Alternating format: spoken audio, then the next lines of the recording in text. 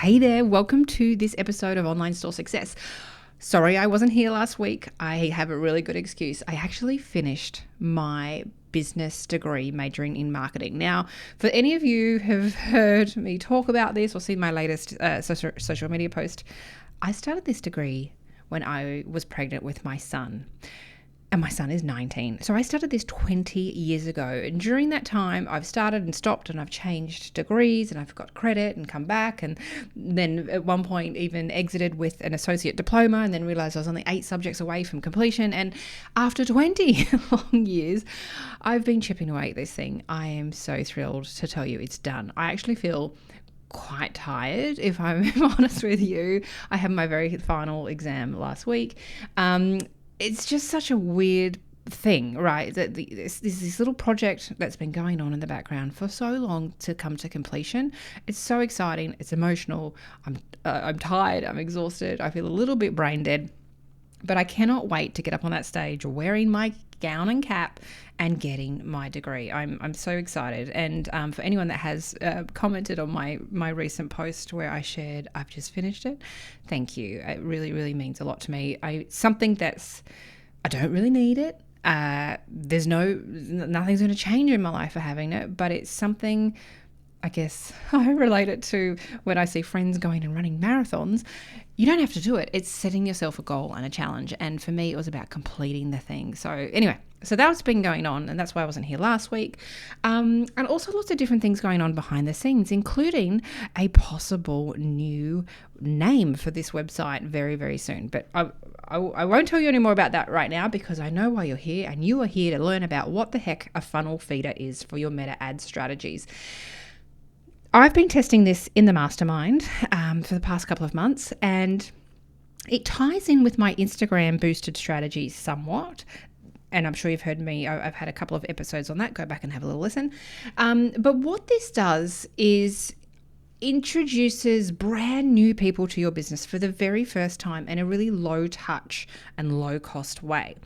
Because what I'm seeing right now for a lot of brands is that those purchase campaigns at the very top of funnel, prospecting stage are really challenging. Now, not just because, I don't want to say not just because this or that. There's a lot going on in the world, right? The economy's shifted. Cost of living crisis, all these different things.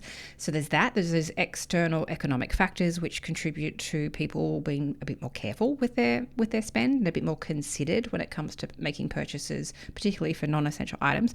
Also, Facebook ads in general has just gotten more expensive for whatever reason. There's more people advertising. They've probably put up their costs. It is an auction and we're all competing for the same space. So there's also that.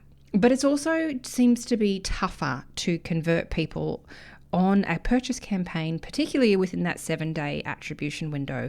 So this is a strategy that we have added that sits on top, above that purchase campaign, sending people, like a cold people straight to your sales page, straight to a product page and asking them to buy the thing. This isn't a strategy that I would have probably suggested a year ago, certainly not 2-3 years ago. So it's a little left of center for me, but I want you to give it a go.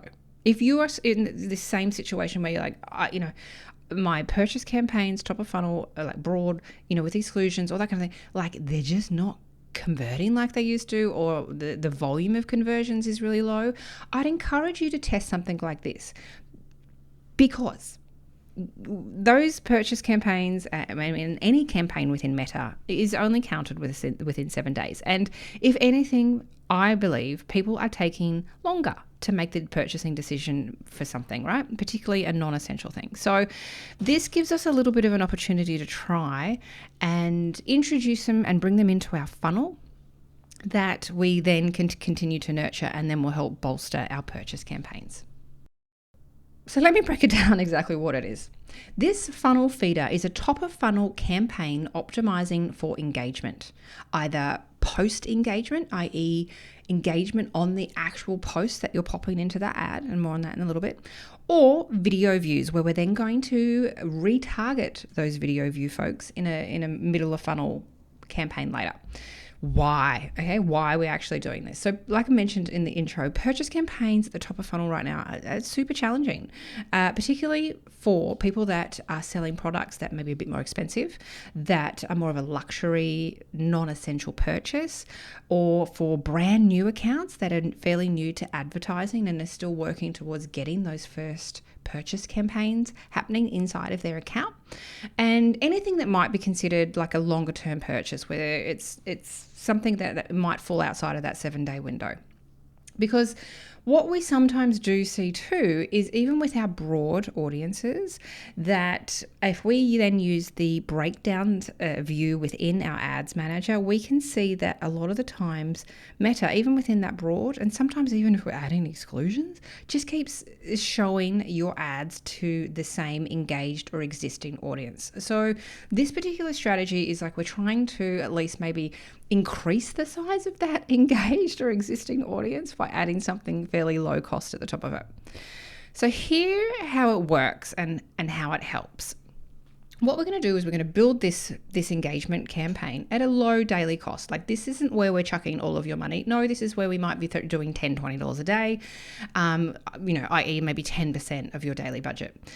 The idea here is that we're going to build an interest-based audience, whether that is using interest as suggestions or whether you want it fully to be interest, but we're also going to add in exclusions because we don't want our existing audiences, our engaged audiences, or our existing customers to see this. We are trying to cast the net wider and find new people and bring them in. So we are using interests in here, like my Instagram boosted post strategy. And we are going to use exclusions because we really want to be truly prospecting for new people. That's how, I guess that's how the structure of it works, right? The audience. And then it's up to you whether you want to go for the engagement on a post or a video view through. If you're just starting out, I'd probably recommend going with, we want the engagement on an actual post first. And what this looks like when you go to build it is like, what's the actual goal? And it's, you want the activity or the conversion event to happen on the post, and we want people to be commenting directly on the post. Now, as far as what posts you use here, is totally up to you, depending on what you're working on, what you're promoting, etc., etc. But here's what I'd suggest.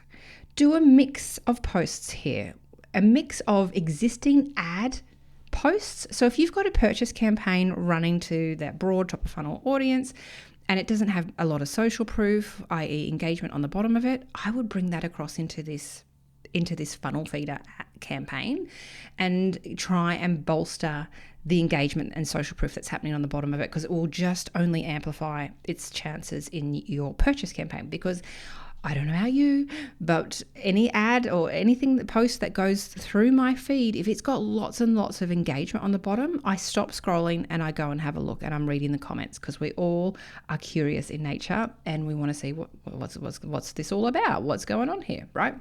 So the more social proof we get on our ads, the better, regardless of which type of campaign they're in. So if you have a purchase campaign ad that you've been running and you're like, I know this is a good post, I know this is a good ad, I know this is a good product, it's just not getting any kind of love on the bottom, and I'd really love to get some engagement on the bottom to try and stop the scroll, pop it in one of these funnel feeder campaigns with that engagement on the post as the objective. The other types of posts you could put in here are existing posts, whether it's from Facebook or Instagram, organic posts you've done that have done well, or they looked promising and you'd like to add some more love to the bottom, and or even you can create a new post that you want people to, like maybe some sort of introductory brand video or whatever it might be, right? But the idea of this particular strategy, whether it's a video view or engaging on the post, is twofold. First of all, it hopefully will stop people scrolling and they'll either view the video or they'll like or comment on the bottom of the ad. When they do that, they're showing signals to Meta saying, hey, we're interested in what this brand has got to offer, and they will likely start being served your purchase campaigns. Not only that, you're growing your audience. So these people, they might see this, they might come and give you a follow, right? And then that relationship begins, and then you've got more time to continue nurturing them. Aside from that, you're also building up those Facebook custom audiences, whether it is the engaged audience or the existing, or whether it's retargeting, or whether it's a video view. And if you then want to do some middle of funnel or bottom of funnel style retargeting campaigns, they're going to start seeing them as well. So we're sort of stretching out that funnel and that buyer's journey a little bit by trying to throw something in at the very top and then helping them weave their way down, so to speak, through our ads funnel. So when might you use this strategy? Because in some cases, I'd suggest using it and testing it. And in others, I'd be like, you probably don't need this. This is when I'd suggest testing a funnel feeder campaign inside of your structure. First of all, if you're struggling to get any sales from your top of funnel campaigns, your broad new customer campaigns, if they're just not converting at all, I would try this and take a little bit of that budget away from that campaign that's not doing anything and put it towards this, and even test it for a month or two and see what happens. See if that helps, over the course of that period of time. If you go back and look at the overall results, has it helped or not?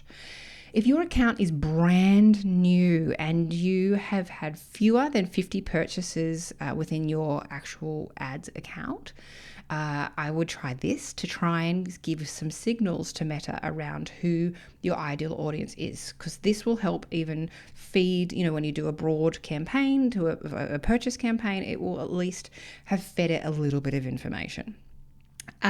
Also, if you find that some of those new ads that you've created, that you spent all this time and effort creating, and they're just not getting any social proof, and in the past, the ads with the social proof on the bottom always do the best. This is when I would test this strategy, and I would add that new ad. You go and duplicate it or find the existing post ID, and you pop that in as one of the ads inside of this funnel feeder to try and force engagement on the bottom of it. And you can still be using this in parallel with your purchase campaigns, and it will just get better and better. Then another case where you might use this is if you are looking in your audience breakdowns for your campaigns, and you are seeing that when you run a broad audience campaign or Advantage Plus campaign, when you see the breakdowns for the audience, which you'll find under demographics, and you've already set them up correctly, that if a lot of your budget, like say even more than half of your daily budget, is actually going on retargeting those engaged and existing folks, first of all, I'd put in some exclusions going forward, but you might want to test this to try and cast the net wider, so to speak, because Facebook is seemingly just keep hitting the similar audience over and over again. Also, if you are running retargeting or middle of funnel campaigns, this is a great strategy to add to the mix, because it will just help bolster the size of that audience depending on what you've selected. So there's a few different case studies where it's absolutely worth a try. And like with any kind of advertising, whether it's Meta ads, Google ads, anything at all, everything is a test, right? We don't take one strategy and then concrete it in there forever. And if it's not doing well, we're like, no, we can't. No, everything is a test. It's all an experiment. So certainly give this a try.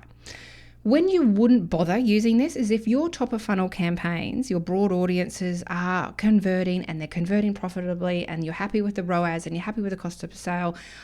I would just be adding to that budget for those campaigns, then diversifying your budget into these other strategies. If everything's working beautifully, you don't really need to bother with this just yet. If your performance starts to wobble, then perhaps that's when you might come in and go, you know what, I'm going to give this a try and see if I can find some new people.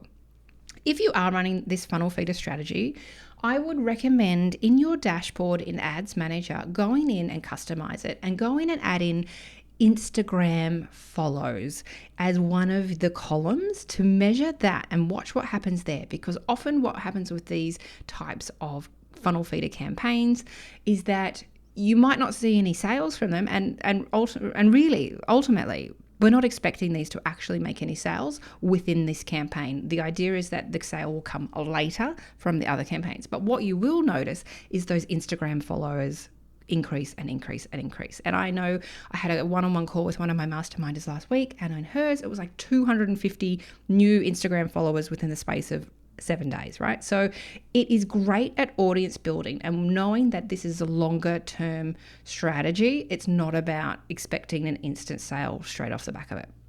All right. I hope you enjoyed this episode. I've gone into a little bit more detail than I usually would in an episode, giving you all of the info on how to do it yourself. But I wanted to give you an example of what we need to test from time to time inside of an ad's ever-changing landscape.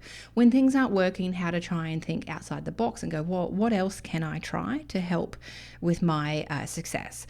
But it's also what we test and teach inside of the mastermind and also inside of my Ecom Ads Academy program. So for those of you that don't know, my Ecom Ads Academy program, I run a couple times a year, and it's an 8-week group coaching program where we are just solely dedicated on meta ads. We are teaching you how to confidently and profitably manage your ads yourself, so you don't have to rely on any agencies or anyone else to do it for you, that you are in the driver's seat and know which buttons to press, what strategies to test, and how to measure your results and troubleshoot from there. Early access is actually now open, and if you are one of the first to join, the first 10 to join, and before the 30th of June, you will also get a bonus 1-hour one-on-one with me worth $990. A couple of those spots have already been taken as I record this, so do jump in if you have been thinking about it. And then our live coaching round starts the 27th of July. So what happens when you join via early access is you get instant access to all of the modules and all of the content, so you can start working your way through any lessons that are relevant to you, refresh, upskill, whatever you need. You've got full access to the Learning Hub immediately. Also, you get a bonus one-on-one with me if you join before the 30th of June. And then what happens once we start the 27th of July is we have 8 weeks of a live group coaching container where we have a community where you can ask questions and get support.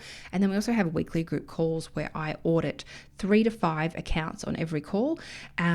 So most students get at least 3 or 4 audits throughout the space of about 2 months together, where you get my eyes reviewing your ads and telling you this is what you need to do next. So people absolutely love it. And it is always a small, intimate group. It's usually less than 20, so that everyone always gets the support they need. So if you want to know more about that, I'm going to link it in the show notes. And be sure to go in and join before the end of the financial year here in Australia, so you get that bonus one-on-one. All right, that's it from me today. Thank you for your patience, and apologies for not chatting last week, but I hope this episode made up for it. And again, if you love any of my episodes, I'd be so grateful if you could go in and leave me a review. Nothing makes my day more when I get one of those email notifications saying someone's left you a 5-star review and here's what they had to say and how much they love your podcast, because these podcasts are a bit of a labor of love, and I love bringing them to you. But those little reviews that come through always make my day and make me want to keep on keeping on. All right, thank you for being here, and I'll talk to you next week. Bye for now. Thanks so much for listening to this episode of Online Store Success with me, Jody Minto. If you loved it, please share it with your friends on Instagram and tag me at @IamJodyMinto so I can say thank you. And if you really want to make my day, please go ahead and leave me a review on Apple Podcasts and give me a follow. If you'd like my help in starting or scaling your online store, be sure to check out my free resources and programs at jodyminto.com. Thanks again, and same time, same place next week. Bye for now.